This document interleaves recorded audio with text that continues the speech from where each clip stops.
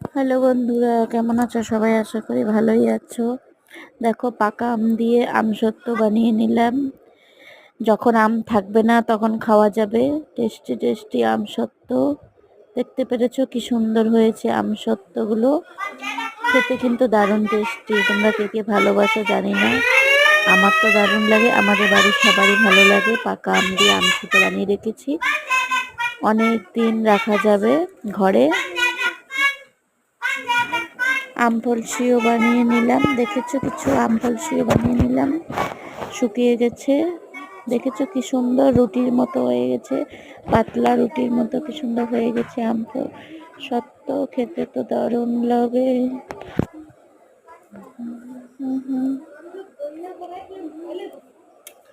দেখেছো কি সুন্দর খেতে, টেস্টি, খুব টেস্টি।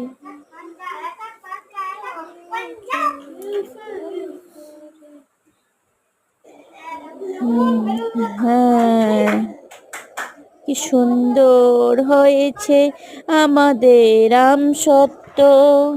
কে কে খাবে চলে এসো।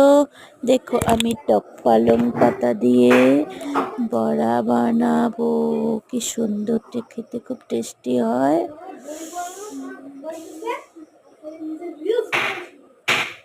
টক পালং পাতা দিয়ে বড়া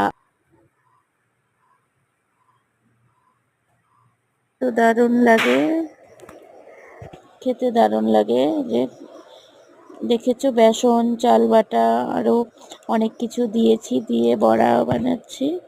খেতে দারুণ লাগে গরম গরম ভাতের সাথে। বড়াটাও যদি গরম গরম হয় খেতে দারুণ লাগে। বুঝতে পেরেছো? সেই সুন্দর লাগে, খেতে সুন্দর লাগে, খেতে তো দারুণ, খেতে দারুণ লাগে। দেখো কি সুন্দর ভাজা হচ্ছে। যে গরম পড়েছে তার জন্য হালকা খাওয়া দাওয়া, বড়াটাও হালকা, ডাল ভাতের সাথে খাওয়া যাবে সুন্দর। খেতে খুব টেস্টি টেস্টি হবে, টেস্টি হবে। দেখে ভাজা হচ্ছে,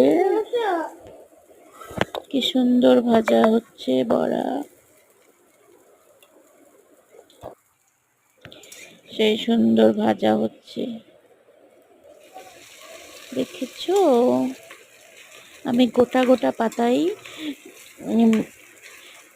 ইসেতে চুবিয়ে নিয়ে, চাল বাটা বেসনের মধ্যে চুবিয়ে নিয়ে তেলে ছেড়ে দিয়েছি, তাতেই সুন্দর হয়ে যাচ্ছে বড়া।